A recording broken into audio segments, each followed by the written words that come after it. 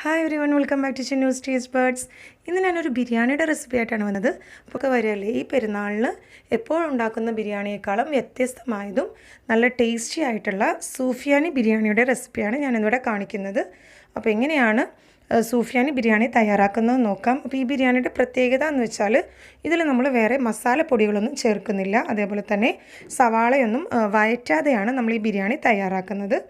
അപ്പോൾ എങ്ങനെയാണ് നല്ല ടേസ്റ്റി ആയിട്ടുള്ളതും സിമ്പിളായിട്ടുള്ള സൂഫിയാനി ബിരിയാണി തയ്യാറാക്കുന്നത് നോക്കാം.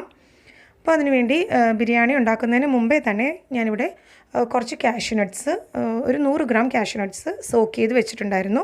അപ്പോൾ ഇത് ഞാനൊരു അരമണിക്കൂർ മുമ്പേ തന്നെ സോക്ക് ചെയ്ത് വെച്ചിട്ടുള്ളതാണ്. അപ്പോൾ ഈ കാഷ്യൂ നട്ട്സ് വെള്ളം മാറ്റിയതിന് ശേഷം നമുക്കൊരു മിക്സിയുടെ ജാറിലേക്ക് ഇട്ട് കൊടുക്കാം.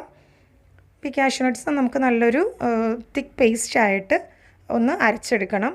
അപ്പോൾ ഇതിലേക്ക് കുറച്ച് പാലും കൂടെ ഒഴിച്ചിട്ട് വേണം ഈ കാഷ്യൂ നട്ട്സ് ഒന്ന് പേസ്റ്റ് ആക്കി എടുക്കാനായിട്ട്. ഞാനിവിടെ ഒരു അര ഗ്ലാസ് പാലെടുത്തിട്ടുണ്ട്. അതിൽ കുറച്ച് പാൽ ചേർത്ത് ഇതൊന്ന് നന്നായിട്ടൊന്ന് അരച്ചെടുക്കാം. ഈ ഒരു പാകത്തിന് നമ്മുടെ കാഷ്യൂ നട്ട്സ് അരച്ചെടുക്കണം. ഞാനിവിടെ 1 കിലോ ചിക്കൻ കഴുകി വൃത്തിയാക്കി വെച്ചിട്ടുള്ളതാണ്.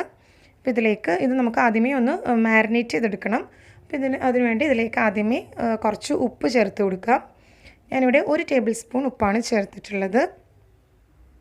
പിന്നെ ഞാൻ നേരത്തെ പറഞ്ഞ പോലെ തന്നെ ഇതിൽ നമ്മൾ മസാല പൊടികളൊന്നും ചേർക്കുന്നില്ല, ഹോൾ സ്പൈസസ് ആയിട്ടാണ് ചേർക്കുന്നത്. അപ്പോൾ കുറച്ച് പട്ട, ഗ്രാമ്പു, ഏലയ്ക്ക, തക്കോലം കൂടി ഇതിലേക്ക് ചേർത്ത് കൊടുക്കാം.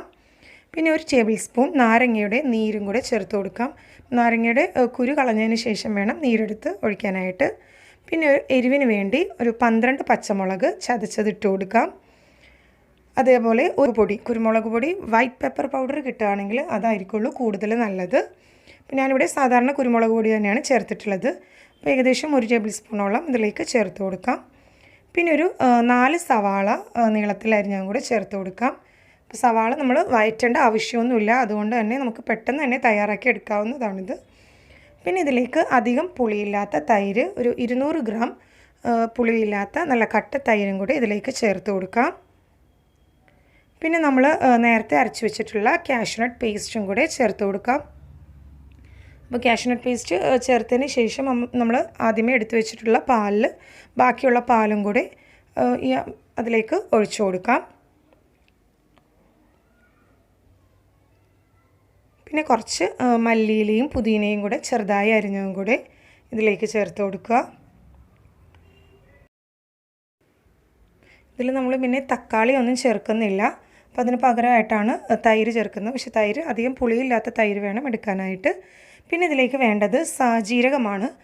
സാജീരകം നമ്മൾ ബിരിയാണികൾക്കൊക്കെ ഇടുന്ന ജീരകമാണ്. അത് പ്രത്യേകം ശ്രദ്ധിക്കുക, നല്ല ജീരകമല്ല, സാജീരകം എന്ന് പറഞ്ഞ് തന്നെ വാങ്ങിക്കുക. അതൊരു 1.5 ടീസ്പൂൺ സാജീരകം ചേർത്ത് കൊടുക്കുക. പിന്നെ 1 ടീസ്പൂൺ പെരുംജീരകം കൂടെ ചേർത്ത് കൊടുക്കാം. പിന്നെ 1 ടേബിൾ സ്പൂൺ ജിഞ്ചർ ഗാർലിക് പേസ്റ്റും കൂടെ ഇതിലേക്ക് ചേർത്ത് കൊടുക്കുക. ഇഞ്ചിയും വെളുത്തുള്ളിയും കൂടെ നന്നായിട്ടൊന്ന് അരച്ചെടുത്തത്. എന്നിട്ടിത് എല്ലാം കൂടെ നന്നായി ഒന്ന് കുഴച്ച് യോജിപ്പിച്ച് കൊടുക്കുക. ഈ ചിക്കനിലേക്ക് ഈ മസാലയൊക്കെ നന്നായിട്ട് പിടിച്ച് കിട്ടുന്നവരെ ഇതൊന്ന് മാരിനേറ്റ് ചെയ്ത് വെക്കണം.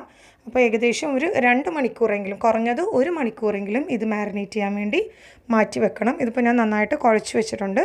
ഇതിനി മാരിനേറ്റ് ചെയ്യാൻ വേണ്ടി മാറ്റി വെക്കാം. ഇനി നമുക്ക് ആ സമയത്തിന് ഇതിന് വേണ്ട റൈസ് തയ്യാറാക്കാം. അപ്പോൾ റൈസ് ഞാനിവിടെ ലോങ് ഗ്രെയിൻ റൈസ് തന്നെ വാങ്ങിക്കാൻ ശ്രദ്ധിക്കുക. അപ്പോഴേ നമ്മുടെ ബിരിയാണിക്ക് നല്ലൊരു ടേസ്റ്റ് ഉണ്ടാവുള്ളൂ. പിന്നെ ഞാനിവിടെ ഇന്ത്യ ഗേറ്റിൻ്റെ ലോങ് ഗ്രെയിൻ ബാസ്മതി റൈസാണ് എടുത്തിട്ടുള്ളത്. അപ്പോൾ 1 കിലോ അരിയാണ് എടുത്തിട്ടുള്ളത്. അപ്പോൾ അരി നന്നായിട്ട് കഴുകിയെടുത്തതിന് ശേഷം അത് 1 മണിക്കൂർ വരെ വെള്ളത്തിൽ സോക്ക് ചെയ്യാൻ വേണ്ടി മാറ്റി വെക്കണം. അപ്പോൾ ചിക്കൻ 2 മണിക്കൂർ, കുറഞ്ഞത് 1 മണിക്കൂറെങ്കിലും മാരിനേറ്റ് ചെയ്ത് വെക്കുക. അരിയാണെങ്കിലും 1 മണിക്കൂർ സോക്ക് ചെയ്യാൻ വേണ്ടി വെക്കണം. അപ്പോൾ അത് പ്രത്യേകം ശ്രദ്ധിക്കുക. ഇതിപ്പോൾ ഞാൻ കഴുകി വെള്ളത്തിൽ സോക്ക് ചെയ്യാൻ വെച്ചിട്ടുള്ളതാണ്. ഇനി ഒരു ക്ലീൻ ആയിട്ടുള്ളൊരു വൈറ്റ് ക്ലോത്ത് എടുക്കുക. എന്നിട്ട് അതിലേക്ക് കുറച്ച് ഹോൾ സ്പൈസസ് ഇട്ട് കൊടുക്കാം. കുറച്ച് കുരുമുളക്, പട്ട, ഗ്രാമ്പു, ഏലയ്ക്ക, ജാതിപത്രി, തക്കോലം, പിന്നെ ബേ ലീവ്സ് കിട്ടുകയാണെങ്കിൽ അതുകൂടെ ചേർത്താൽ നന്നായിരിക്കും. അതെല്ലാം കൂടെ നമുക്ക് ഈ വൈറ്റ് ക്ലോത്തിലേക്ക് ഇട്ട് കൊടുക്കാം. പിന്നെ എരിവിന് ആവശ്യമായിട്ടുള്ള കുറച്ച് പച്ചമുളക്, ഒരു 10 പച്ചമുളക് വരെ ഞാനിവിടെ ഒന്ന് അരിഞ്ഞിട്ട് എടുത്തിട്ടുള്ളതാണ്. പിന്നെ അതേപോലെ തന്നെ 1 ടീസ്പൂൺ പെരുംജീരകം, 1 ടീസ്പൂൺ സാജീരകം.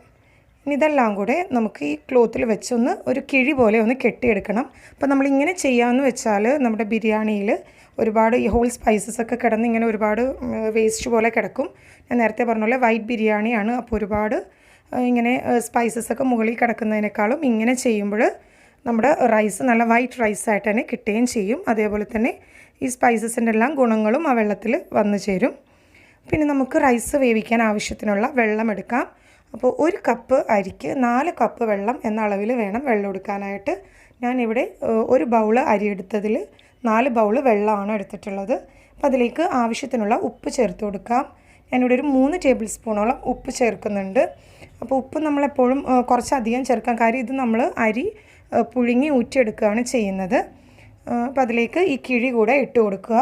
പിന്നെ നേരത്തെ പറഞ്ഞ പോലെ ഇങ്ങനെ ഇടുന്ന കാരണം നമുക്ക് ആ സ്പൈസസിൻ്റെ എല്ലാ ഗുണങ്ങളും ആ വെള്ളത്തിലേക്ക് വന്ന് ചേരുകയും ചെയ്യും, ഒരുപാട് വേസ്റ്റായിട്ട് കിടക്കുകയില്ല. ഇനി അതിലേക്ക് 1 നാരങ്ങയുടെ നീരൊഴിച്ച് കൊടുക്കാം.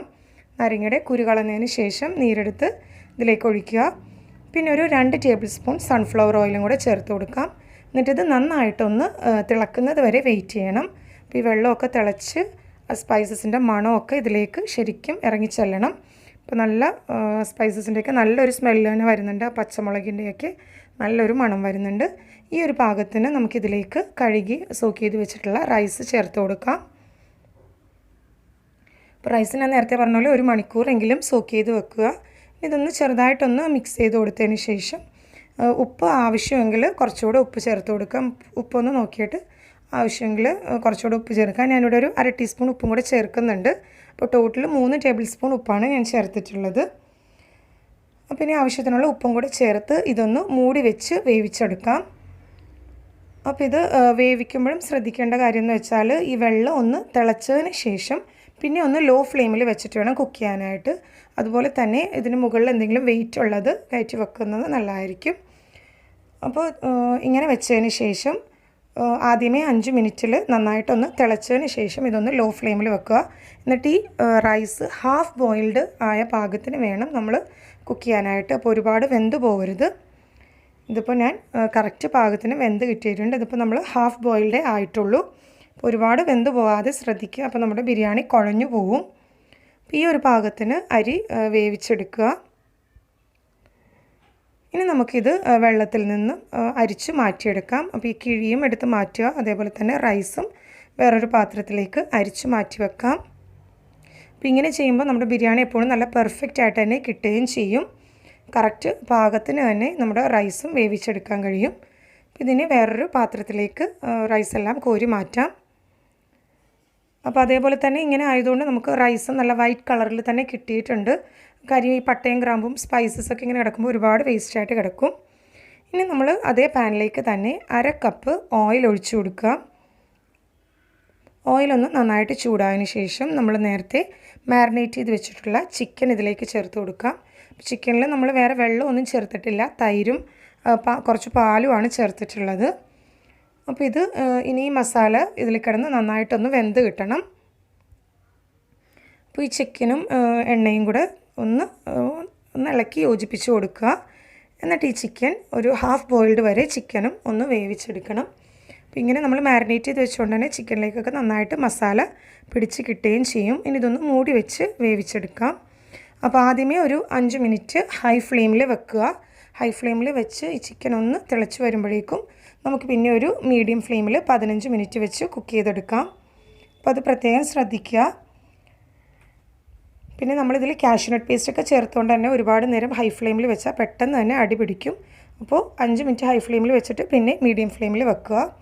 ഇനി ഒരു ബൗളിലേക്ക് 1 ടേബിൾ സ്പൂൺ ലൈം ജ്യൂസ്, നാരങ്ങയുടെ നീര് 1 ടേബിൾ സ്പൂൺ എടുക്കുക. എന്നിട്ട് അതിലേക്ക് റോസ് വൈറ്റ് എസൻസ് ഒരു 3 തുള്ളി ചേർത്ത് കൊടുക്കാം.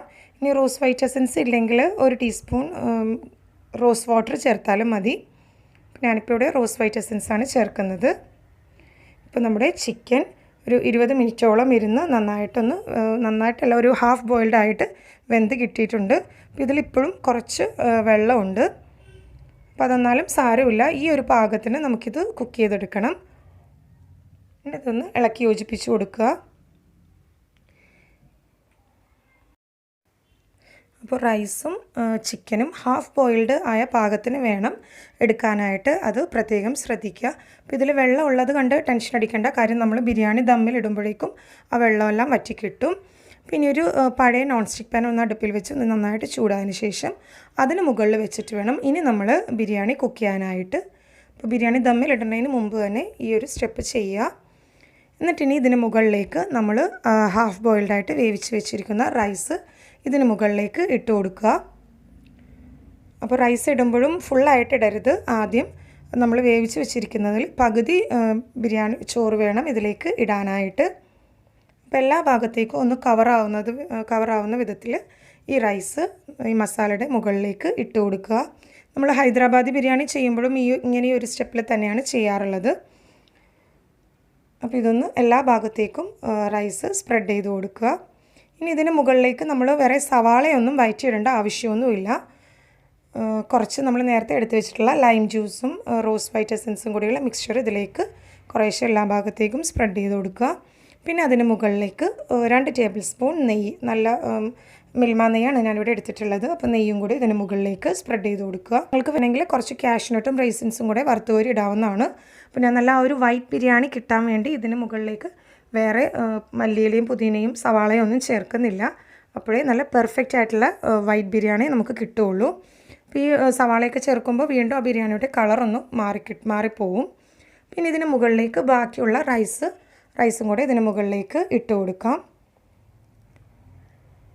അപ്പോൾ എല്ലാ ഭാഗത്തേക്കും സ്പ്രെഡ് ചെയ്ത് റൈസ് ഇട്ട് കൊടുക്കുക. എന്നിട്ട് വീണ്ടും അതിന് മുകളിലേക്ക് നമ്മൾ നേരത്തെ ചെയ്ത പോലെ തന്നെ ലൈം ജ്യൂസും അതുപോലെ തന്നെ നെയ്യും കൂടെ എല്ലാ ഭാഗത്തേക്കും ഒന്ന് ചേർത്ത് കൊടുക്കുക. 2 ടേബിൾ സ്പൂൺ നെയ്യും ബാക്കിയുള്ള ലൈം ജ്യൂസും കൂടെ ഇതിന് മുകളിലേക്ക് ഇട്ട് കൊടുക്കുക. അപ്പോൾ വളരെ പെട്ടെന്ന് തന്നെ തയ്യാറാക്കിയെടുക്കാവുന്നൊരു ബിരിയാണി റെസിപ്പിയാണിത്. കാര്യം മസാലകളൊന്നും വഴറ്റാതെ തന്നെ തയ്യാറാക്കുന്നതുകൊണ്ട് നമുക്ക് പെട്ടെന്ന് തന്നെ കഴിയുകയും ചെയ്യും. പിന്നെ മാരിനേറ്റ് ചെയ്യാൻ വെക്കുന്ന അത്രയും സമയം എടുക്കുള്ളൂ. ഇനി ഇതൊന്ന് മൂടി വെച്ച് ഒരു 5 മിനിറ്റ് വരെ ആദ്യം ഹൈ ഫ്ലെയിമിൽ വെച്ചൊന്ന് കുക്ക് ചെയ്യുക. എന്നിട്ട് അതിന് ശേഷം വീണ്ടും ഒരു 5 മിനിറ്റ് ലോ ഫ്ലെയിമിൽ വെക്കുക. അപ്പോഴേക്കും നമ്മുടെ ബിരിയാണി നല്ല ദമ്മായി കിട്ടുകയും ചെയ്യും. പിന്നെ 5 മിനിറ്റിന് ശേഷം നമുക്ക് ഫ്ലെയിം ഓഫ് ചെയ്യാം. അപ്പോൾ നമ്മുടെ സൂഫിയാനി ബിരിയാണി തയ്യാറായി കഴിഞ്ഞു. അപ്പോൾ എല്ലാവരും ഒന്ന് ട്രൈ ചെയ്ത് നോക്കണം. ഇതിനെ നമുക്ക് ചൂടോടുകൂടി തന്നെ സെർവ് ചെയ്യാം. അപ്പോൾ വളരെ പെട്ടെന്ന് നല്ല ഈസി ആയിട്ട് തയ്യാറാക്കിയെടുക്കാവുന്നൊരു ബിരിയാണി റെസിപ്പിയാണ്. എല്ലാവരും ട്രൈ ചെയ്ത് നോക്കുക. നിങ്ങളുടെ അഭിപ്രായങ്ങളും നിർദ്ദേശങ്ങളും എനിക്ക് താഴെ കമൻറ്റ് ബോക്സിൽ ഷെയർ ചെയ്യുക. അപ്പോൾ ഈ പെരുന്നാളിൽ എപ്പോഴും ഉണ്ടാക്കുന്ന ബിരിയാണിയേക്കാളും വ്യത്യസ്തമായൊരു ടേസ്റ്റിൽ നല്ല എളുപ്പത്തിലുള്ളൊരു ബിരിയാണി തയ്യാറാക്കിയെടുക്കാം. റെസിപ്പി ഇഷ്ടമായെങ്കിൽ ലൈക്ക് ചെയ്യുക, ഷെയർ ചെയ്യുക. കൂടുതൽ വീഡിയോസിന് വേണ്ടി ചാനൽ സബ്സ്ക്രൈബ് ചെയ്യുക. Thanks for watching my channel.